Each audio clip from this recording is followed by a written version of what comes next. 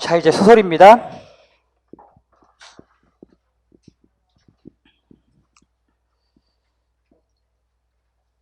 자, 소설의 특징. 1번, 고대 설화가 패권문학과 가중체문학을 거쳐서 이제 소설문학이 탄생하게 됩니다. 세조 때 김시습이 지은 금오신화가 소설의 효시이며 광해군 때 최초의 국문소설인 허균의 홍길동전이 창작됩니다.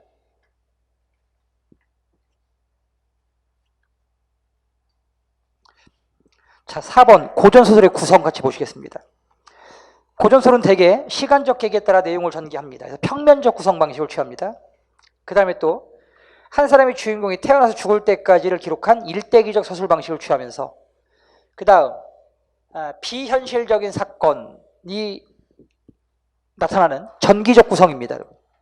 전기적, 비현실적이라는 얘기입니다. 그 다음에 인물은 대개 주인공인 선인과 그 다음에 반동인물인 악인으로 나눠져 있습니다. 자, 고전소설의 문체입니다.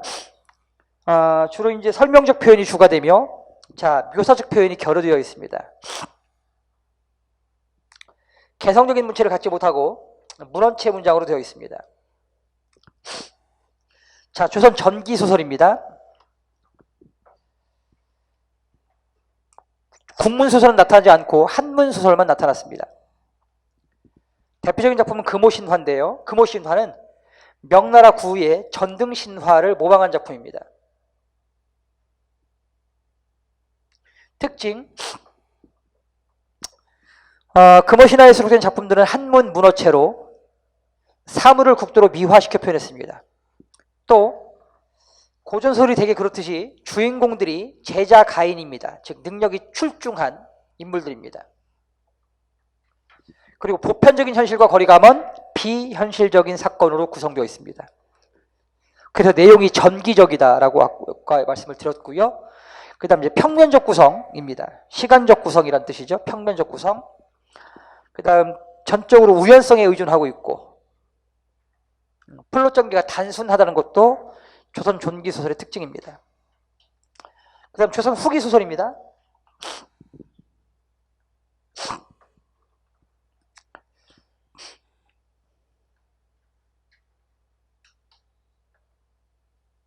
한글 소설이라는 새로운 문학 양식이 등장했습니다. 자, 그 다음 실학사상에 의한 새로운 시대사조가 소설문학에 영향을 미친 시기이기도 합니다. 자, 대표작 첫 번째 허균의 소설입니다.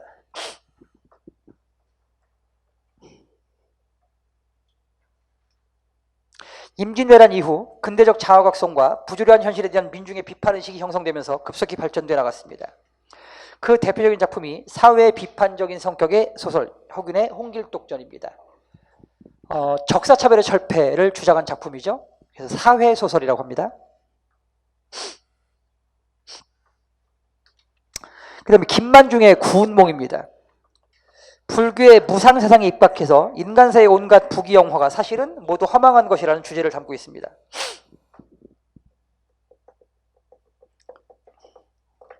박지원의 한문소설도 있습니다. 실학이라는 새로운 사상적 흐름 속에서 박지원의 한문소설이 등장했습니다. 그래서 소설문학을 한 단계 수준을 끌어높였습니다.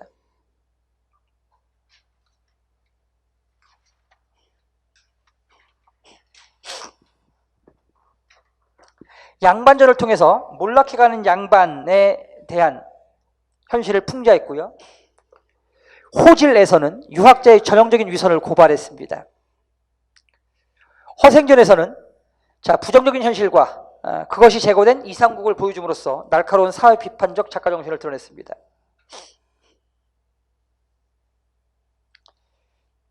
작품 감상의 실제 보시겠습니다. 첫 번째 이생규장전입니다. 자, 김시습이 쓴 이제 소설인데요. 금오신화가 한 편이 아니에요, 여러분. 금오신화는 옴니버스식 구성입니다. 그러니까 금호신화라는 소설 속에 5개의 이야기가 들어가 있어요. 첫 번째 이야기가 이생규장전입니다. 그 다음에 만독사 저포기, 그 다음에 이제 뭐 남연부주지, 용궁부연록, 취유부 벽정기 이렇게 5작품을 합해가지고 금오신화라고 하는 거예요.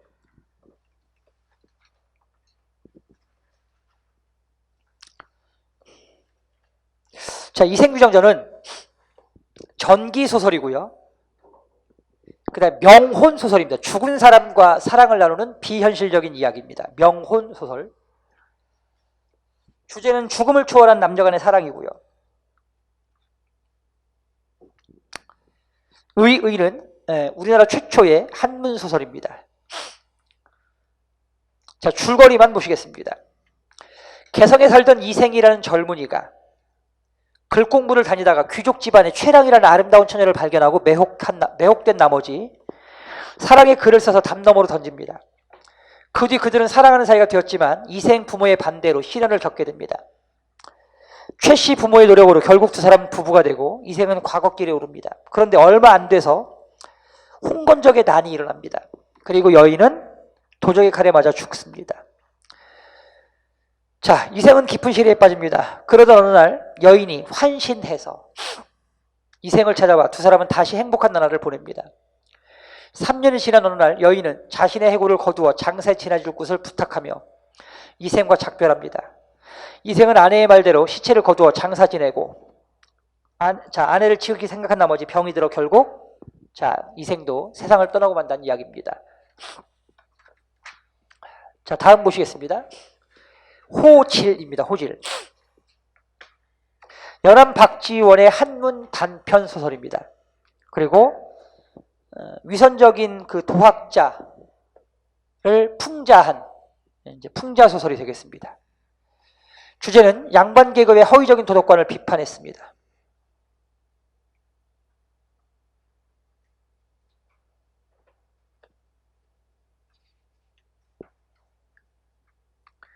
자, 줄거리 보겠습니다.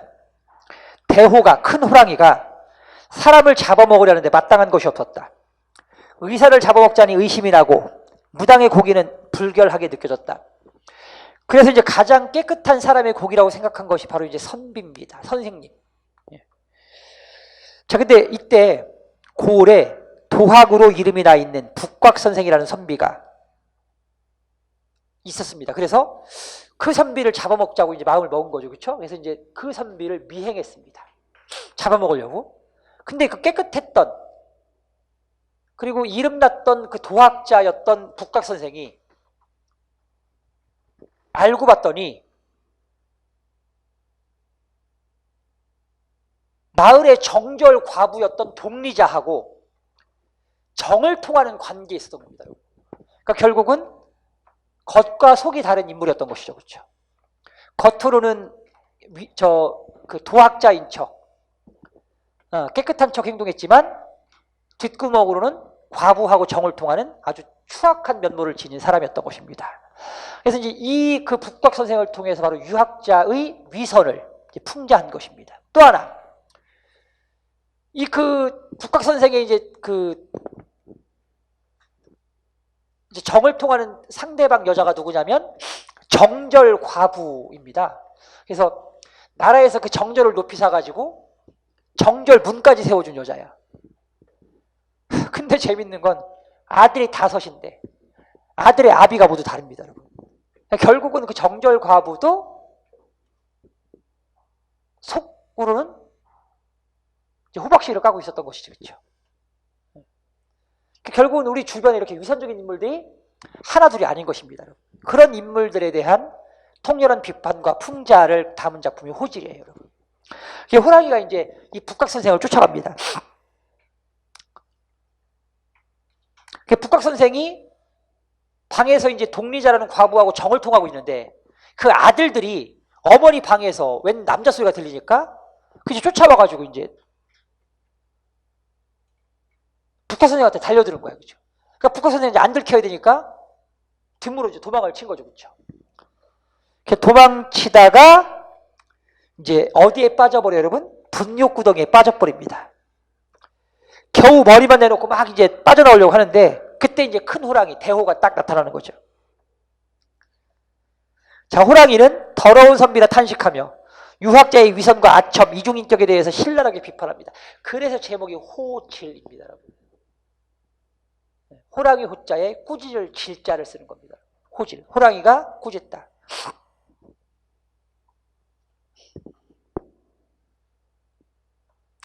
감상의 길잡이. 이 작품의 등장인물인 북각 선생은 도학이 높고 인격이 고매하다고 소문이 난 사람이며 독리자 역시 수절 과부로 절행이 뛰어나 천자가 칭찬하고 제후가 그 현숙함을 사모하는 인물입니다. 근데 알고 봤더니 자, 둘 다 위선적인 인물이었죠. 그렇죠? 예. 그리고 부도덕한 인물입니다. 그래서 이런 그 선비 계층의 위선과 부도덕함을 풍자한 작품이 호질이겠습니다. 여러분. 알겠어요, 여러분? 자, 다음 보겠습니다.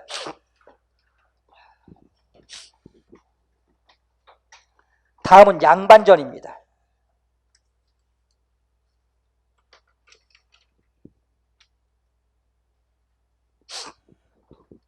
줄거리. 강원도 정선 고을에 한 양반이 살고 있었다. 학식이 높고 현명하고 정직하고 독서를 좋아하는 사람이었다. 그런데 양반은 너무 가난해서 관가에서 내주는 환자를 타먹고 살았다. 이렇게 여러 해를 보내는 동안 빚은 산더미처럼 쌓여 천석이나 되었다. 이 고을에 순찰자 들린 관찰사가 관곡을 조사하다가 천석이 빈 것을 발견하였다. 대노한 관찰사는 그 연유를 알고 당장 그 양반을 투옥하라고 했다. 그 양반이 여러분 집이 가난해서 천석이나 그 관곡을 축낸 겁니다. 이제 그걸 나중에 관찰사가 알고 이제 감옥에 이제 가둬버린 거죠. 군수는 양반을 투옥할 수도 또 그 빚을 갚을 수도 없어서 난감했다. 그런데 이 사실을 안 천민 부자가 있어요. 그죠? 천민 부자가 양반의 신분을 동경하던 중에 이 기회에 양반을 사서 양반 노릇을 해보겠다고 작정하고 양반을 찾아가 양반을 팔라고 합니다. 양반은 기꺼이 승낙하여 천부에게 양반을 팔고 천부는 대신 관곡을 갚아줍니다. 자, 양반이 관곡을 갚았다는 말을 듣자 이를 의아하게 생각한 군수가 양반을 찾아가자 양반은 상인 행세를 합니다. 자기는 더 이상 양반이야 이런 얘기죠. 자, 그 일의 자초지종을 들은 군수가 군민들을 모아놓고 양반권 매매 계약서를 작성합니다. 근데 이제 그 양반전에서는요, 그 매매 계약서는 1차 계약서가 있고요, 2차 계약서가 있어요.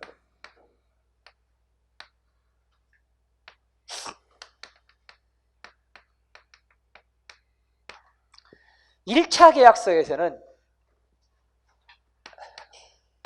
양반의 엄격한 도리를 강조합니다. 여러분.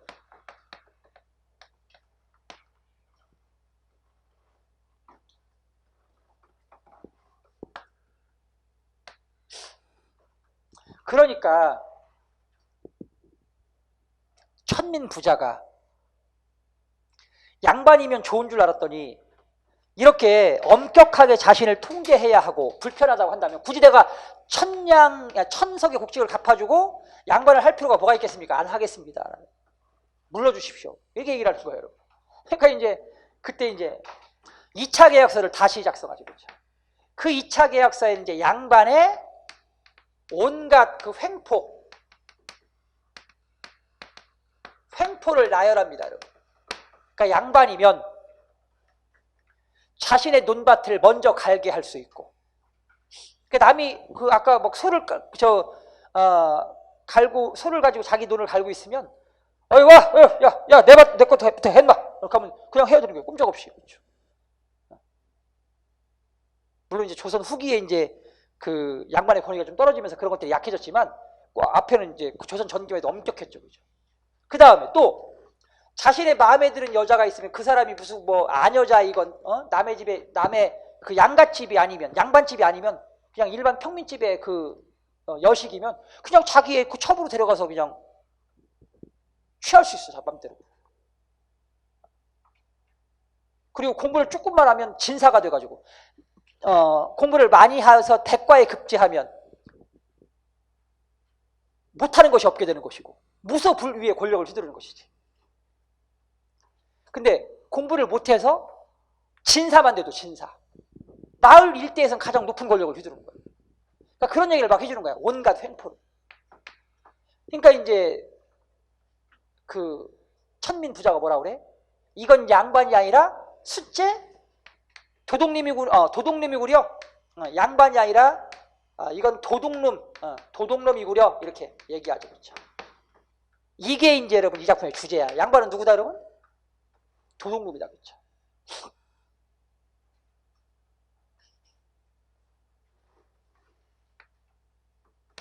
(1차) 계약서와 (2차) 계약서는 양반의 이중성을 보여주는 거죠. 그렇죠?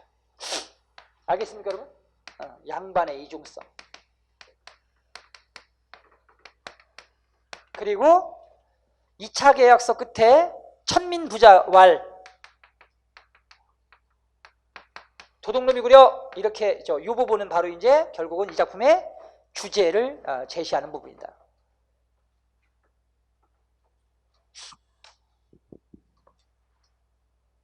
거기 마지막에 보면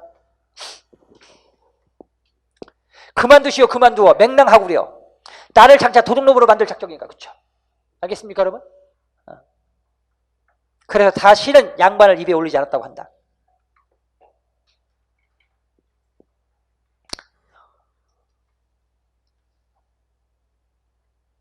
자, 박지원은 이 작품을 통해 양반의 형식주의와 비인간적인 형태를 구체적으로 희화화하고 있습니다.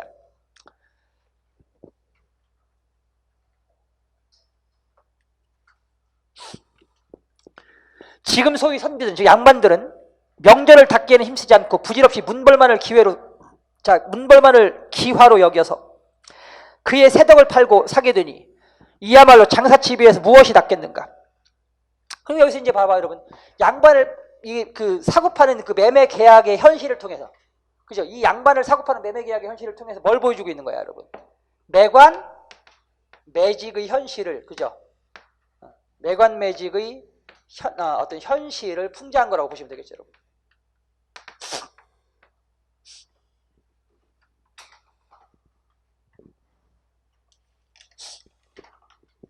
자, 다음 구운몽입니다.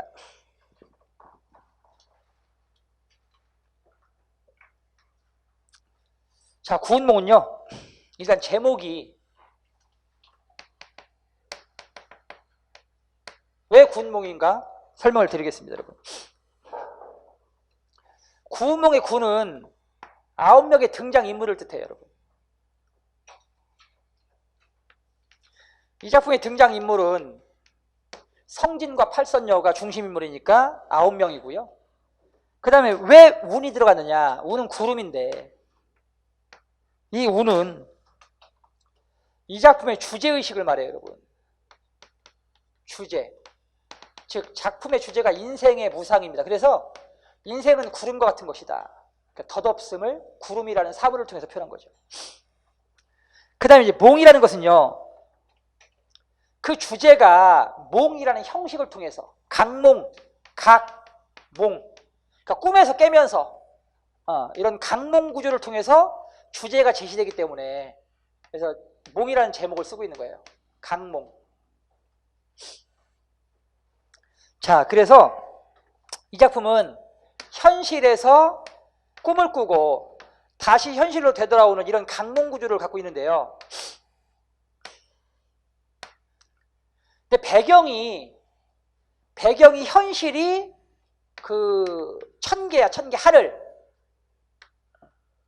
그 다음에 꿈이 인계, 인간 세상은 꿈입니다, 사실은. 다시 이제 인계를 벗어나서 천계로 다시 돌아오는 구조죠, 그렇죠? 그래서 인간 세상이 현실이 아니라는 것, 인간 세상이 꿈이라는 것이 조금 특별하죠, 여러분. 자, 그 다음에 이제 현실 속 인물이 누구냐면 성진과 팔선녀죠. 근데 성진이가 어떤 잘못을 저질러요? 자, 성진은 불자야. 부처님의 제자인데 부처의 가르침 중 제일 중요한 게 이제 그 무욕, 재물과 색욕을 갖지 않는 거거든요. 근데 이제 이 성진이가 인간 세상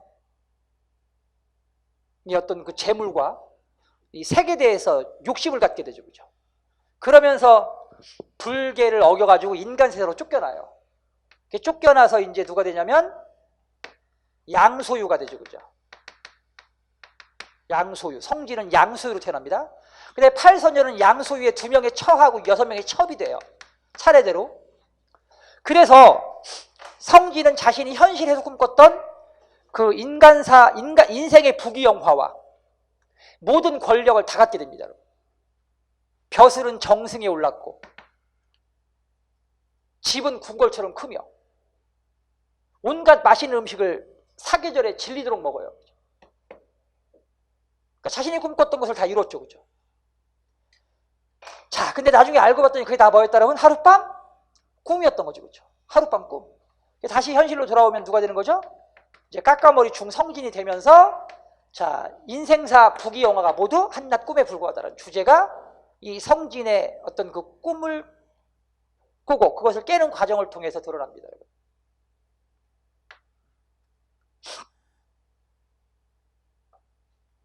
성진과 팔선녀 그리고 육관대사. 성진의 스승입니다. 육관대사. 근데 육관대사가 노승으로 띄어요. 노승. 늙은 승려로 나오죠.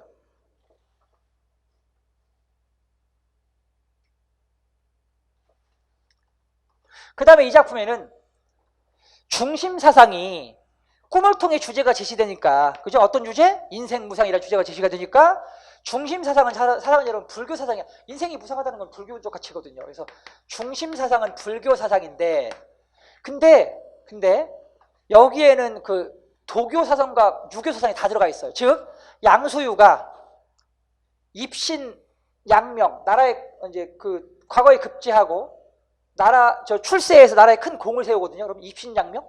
입신양명은 유교적 가치관이에요. 유교. 그래서 자, 인생무상이라는 주제는 불교 사상이고요. 그 다음에 성진의 입신양명은 누구죠? 양소유. 양소유의 입신양명은 유교 사상입니다. 자, 그 다음에 이 노승이에요. 노승. 노승이죠. 이 노승이 환술이에요. 환술. 노승의 환술. 사람이 막 변해요, 여러분. 환술. 이거는 여러분 불교도 아니고 유교도 아니고 뭐예요, 여러분? 도교, 신선사상. 도수를 부리는 거니까. 이건 도교야, 도교. 그래서 이 작품에는 3사상이 다 들어가 있다. 알겠습니까, 여러분? 유불선 3사상이 다 들어가 있습니다. 물론 중심사상은 뭐라고? 인생은 무상하다라는 불교의 공사상이 중심사상이 되겠습니다.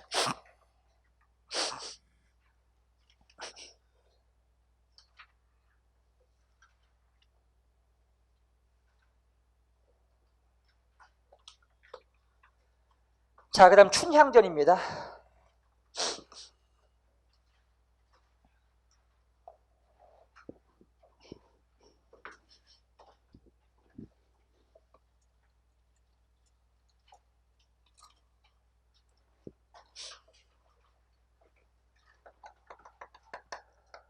춘향전은 판소리계 소설입니다.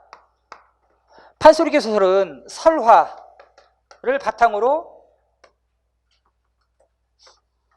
만들어지죠. 뭐가 먼저 만들어진다? 판소리가 만들어지죠. 그 다음에 이제 이 판소리를 통해서 판소리계 소설이 되는 거예요. 자, 그 다음에 이제 판소리계 소설들은 이제 개화기의 신소설로 각색이 됩니다, 여러분. 자,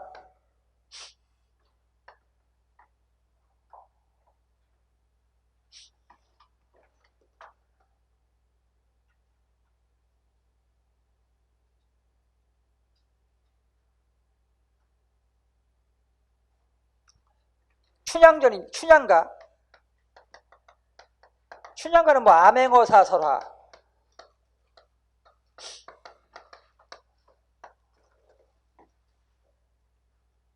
그 다음에 신원설화, 이런 설화를 바탕으로 해서 춘향가가 만들어지고요. 그다음에 이제 소설 춘향전이 이제 지어지는 거죠, 여러분. 그다음에 소설 춘향전이 신소설 옥중화, 옥 속에 핀 꽃이라는 뜻입니다. 네. 자, 그다음에 이제 연권여설화, 화를 바탕으로 심청가가 만들어지고요. 심청가는 소설 심청전으로 이어지고, 소설 심청전은 신소설 강상련, 강 위에 핀 연꽃이라는 신소설로 각색이 됩니다. 강상련.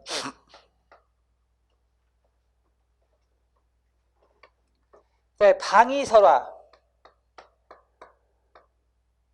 바탕으로 흥부가가 만들어지죠.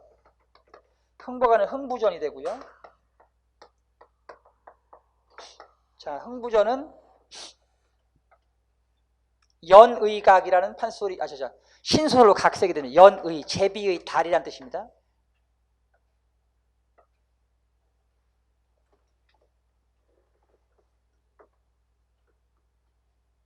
네, 별주부설화를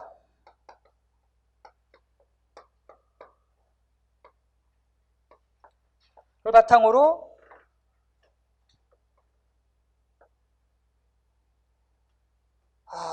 판소리 별주부 타령이 만들어지죠.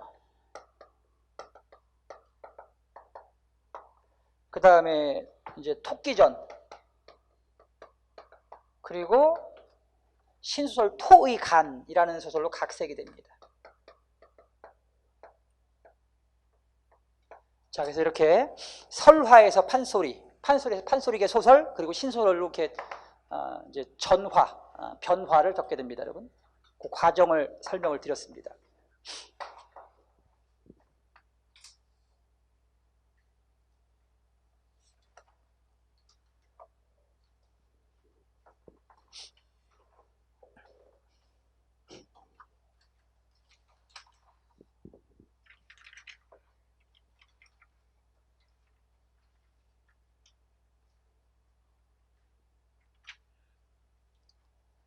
자, 다음 이제 고전 수필입니다.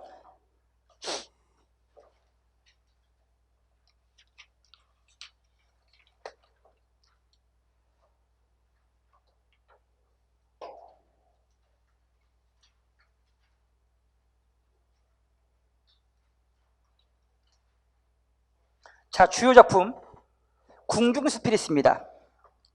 자, 개축일기, 광해군이 영창대군을 죽인 사건을 기록한 것입니다. 한중록, 해경궁 혹시의 작품입니다. 남편인 사도세자의 비극과 궁중의 음모, 당쟁, 그리고 자신의 기구한 운명을 적은 회고적 수필입니다. 인현왕후전, 인현왕후와 장희비를 둘러싼 역사적인 기록을 담고 있는 수필입니다. 그 다음 산성일기도 있는데요. 병자호란 때 남한산성에서의 치욕을 그린 수필입니다. 자, 의유당 관복 유람일기, 함흥부근의 명승고적을 견문하고 느낀 바를 적은 일기체 수필입니다.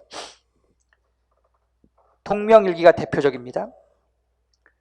그 다음 서유문의, 자, 무오연행록, 사정관로로 중국에 갔다가 그 견문 감상을 기록한 산문체 수필이고요. 김만중의 윤씨 행장도 있습니다. 어머니 윤씨가 돌아가시자 윤씨를 추모해서 적은 글입니다.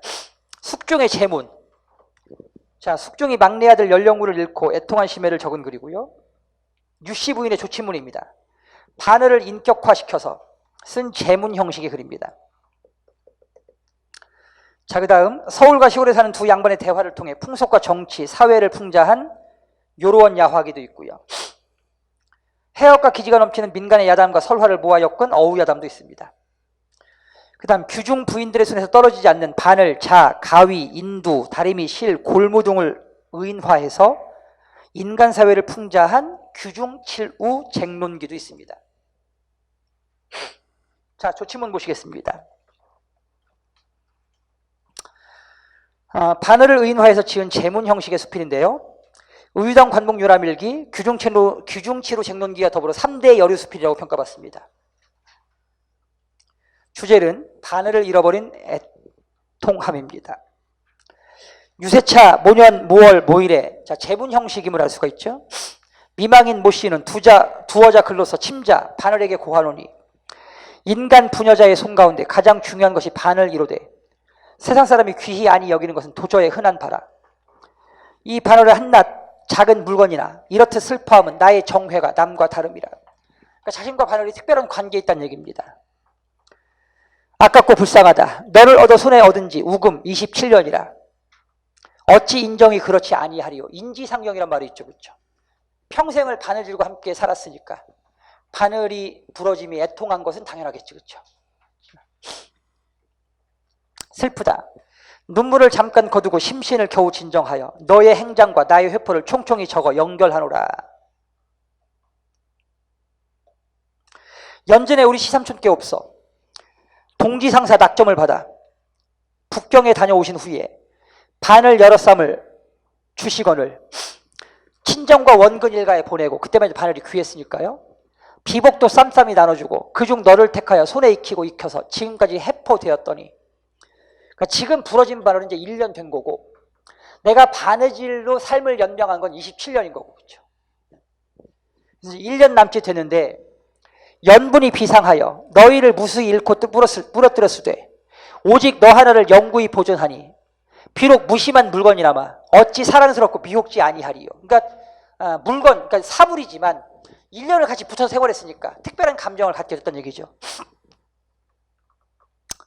나의 신세 방명하여 스라의 자녀 하나 없고 인명이 흉활하여 일찍 죽지 못하고 가산이 빈궁하여 집안이 가난해서 침선 바느질을 마음에 붙여서 널로 하여금 생애에 도움을 적지 않이 받았는데 오늘날 너를 연결하니 오호 통제라 슬프구나.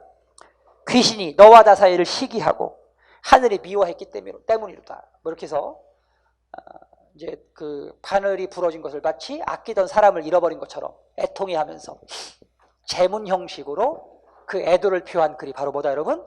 조친문입니다. 여성 화자의 그 섬세한 어떤 그 감정과 바늘을 대하는 따뜻한 마음씨를 엿볼 수 있습니다. 자, 다음 보겠습니다. 말을 비롯한 이야기. 김 선생은 우스갯소리를 잘하였다. 일찍이 친구 집을 방문하니 주인이 술상을 차렸는데 안주가 단지 나물 뿐이었다. 먼저 주인이 미안해하면서 아유 집이 가난하고 시장이 멀어서 좋은 반찬을 마련하지 못했네. 그때 마침 닭무리가 마당에서 이렇게 어지럽게 모이를 쪼고 있었습니다. 그래서 김 선생이 그걸 보고 대장부는 천금도 아깝지 아니하니 마땅히 내 말을 잡아서 안주로 삼자고 얘기를 합니다. 여러분. 그랬더니 주인이 말합니다. 아니 자네 말을 베어서 안주를 삼으면 자네는 뭘 타고 돌아가겠는가. 그러자 이 김 선생이 뭐라고 얘기해요. 친구 걱정 말게. 자네 마당에 놀고 있는 병아리 닭을 잡아서 타고 가면 되지 않겠는가. 그제서야 이제 그 친구가 자신의 잘못을 이제 알고서 아이고 친구 내가 미안하네 실수했네 하고 닭을 잡아서 이제 후이 친구를 대접했다는 이야기입니다. 여러분. 이런 걸 이제 우리가 뭐라고 하냐면 그 돌려 말하기라고 해요. 여러분. 그러니까 친구의 감정을 상하지 않게 하면서 자신이 원하는 목적을 이루고자 했던 그 삶의 지혜가 담겨져 있는 거죠. 그렇죠? 완곡한 전달. 그렇죠? 유머의 중요성이죠. 그렇죠? 우리 삶에 있어서 유머의 중요성을 보여주는 단편적인 일화입니다.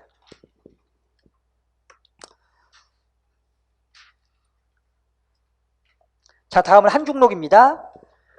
사두세자의 참변을 중심으로 한 파란만장한 해경고 홍씨의 인생을 회고한 회고체 수필입니다. 자, 줄거리 보겠습니다. 지은이가 회갑이 되는 해에 친정 조카 요청에 따라 써준 글입니다. 자신의 출생부터 어릴 때부터의 추억, 그리고 세자비로 간택된 이야기, 그 후 50년간 궁중 생활을 한 이야기를 회고했습니다.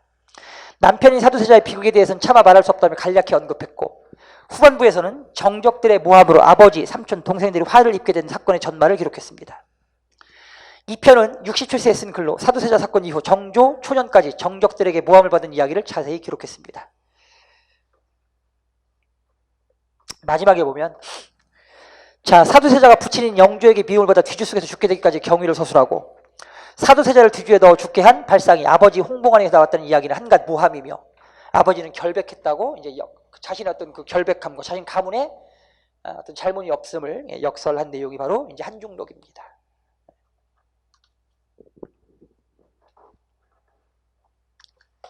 자, 다음 보겠습니다. 판소리입니다. 판소리 민속국 민요. 판소리는 한 명의 소리꾼이 고수의 장단에 맞춰 창, 소리입니다. 말, 대사, 몸짓을 섞어가면서 긴 이야기를 엮어가는 종합 예술을 말합니다.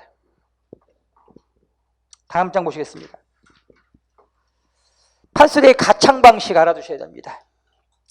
한 명의 광대와 한 명의 고수로 이루어지는데요. 광대는 창과 안일이 그리고 발림을 하고 고수는 추임새로 장단을 맞춰줍니다. 자, 판소리의 장단은 가장 느린 장단인 진양 쪽에서부터 중몰이, 중중몰이, 자진몰이 그리고 빠른 장단인 언몰이, 휘몰이로 넘어갑니다. 여러분. 그래서 휘몰이는 가장 빠른 속도로 급박한 사건을 전개할 때 씁니다. 일종의 영화나 드라마의 배경음악과 같다고 보시면 됩니다.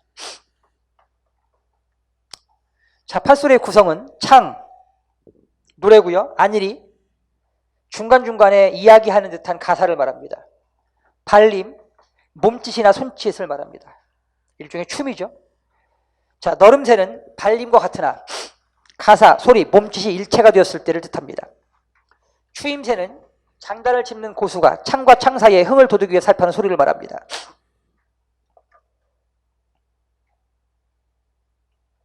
그 다음에 이제 판소리 흥보가인데요. 거기 그 핵심 정리에서 보면 판소리의 특징이 쭉 언급되어 있어요. 그거 중요합니다, 여러분. 판소리는요.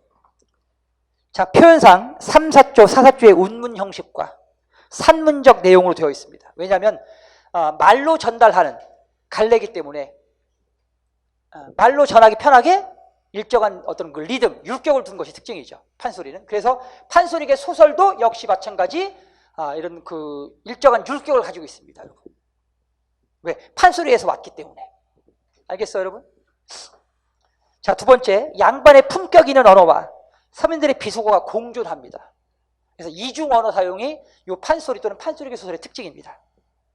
양반 언어와 서민층의 언어가 함께 존재하다. 왜냐하면 서민층의 갈래이긴 하지만 주된 감상계층은 누구였어요, 여러분? 돈을 갖고 있는 양반층이거든요. 그래서 양반의 요구와 평민들의 어떤 정신이 함께 모두 녹아 들어가 있기 때문에 두 가지 언어가 공존하는 것이 특징이다. 그 다음 일상적인 구어체를 많이 썼고요.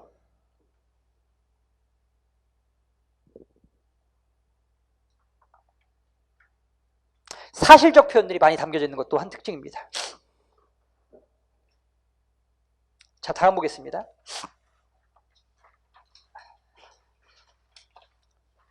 민속극입니다, 여러분. 민속극은 가장 한 배우가 대화와 몸짓으로 사건을 표현하는 전승 형태를 말합니다. 그러니까 서양의 뮤지컬 개념이라고 생각하시면 됩니다.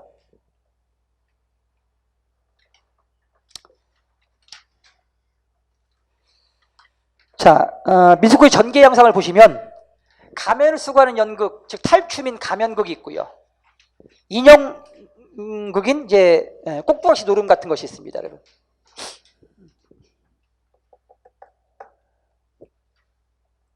그다음 작품 감상의 실제 봉산탈춤 보겠습니다, 여러분. 이 봉산탈춤도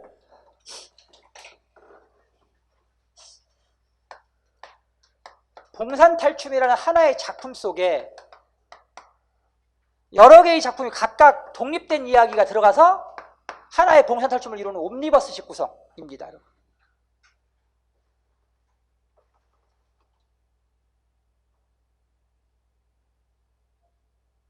총 7과정까지 있는데 7개의 이야기가 있다는 얘기야. 7개의 이야기. 가장 이제 대표적인 것이 바로 양반춤 과정이죠. 제6과정 양반춤 과정이 제일 이제 유명합니다, 여러분. 시험에는 이 양반춤 과정만 출제가 될 겁니다. 양반춤 과정만. 자, 보겠습니다. 이 양반춤 과정에 보면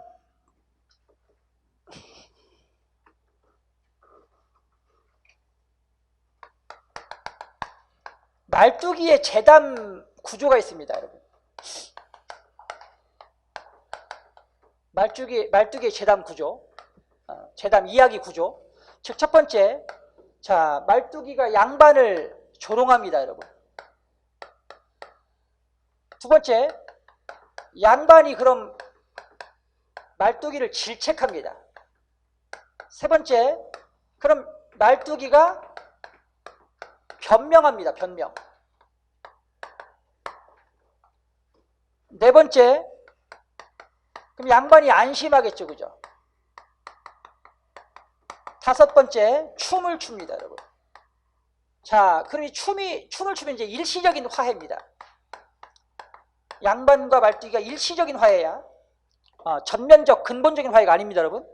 그리고 이 춤이 일단 이 장면 전환의 기능을 해요. 그러니까 한 춤이 끝나면 그 장면이 끝나는 거야. 그러면 다음 장면으로 이어가는 거지.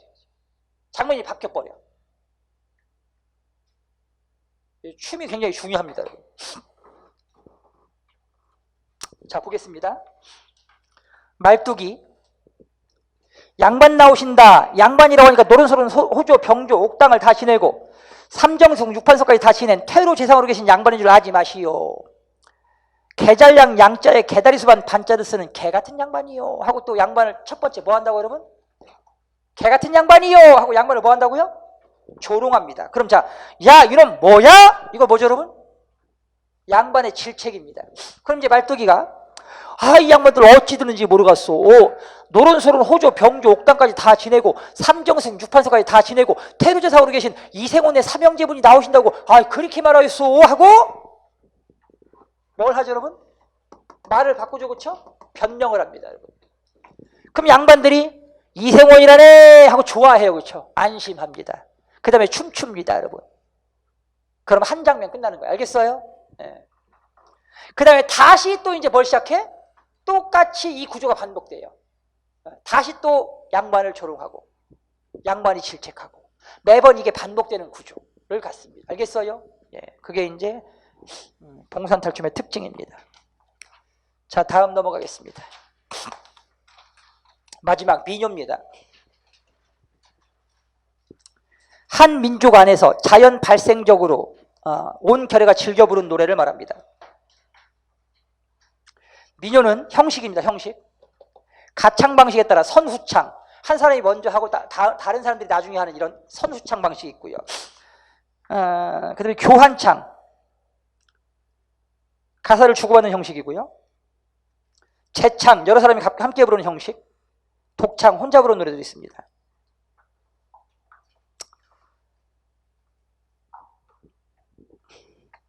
자, 논매기 노래입니다. 주제.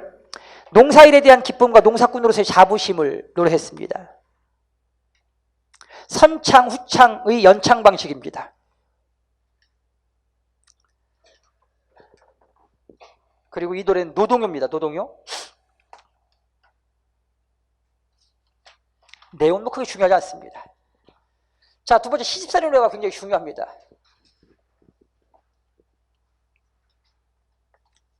시집살이의 고달픔을 해학적으로 토로한 작품입니다, 여러분. 자, 형님 온다, 형님 온다. 분고개로 형님 온다. 형님 마중 누가 갈까? 형님 동생 내가 가지.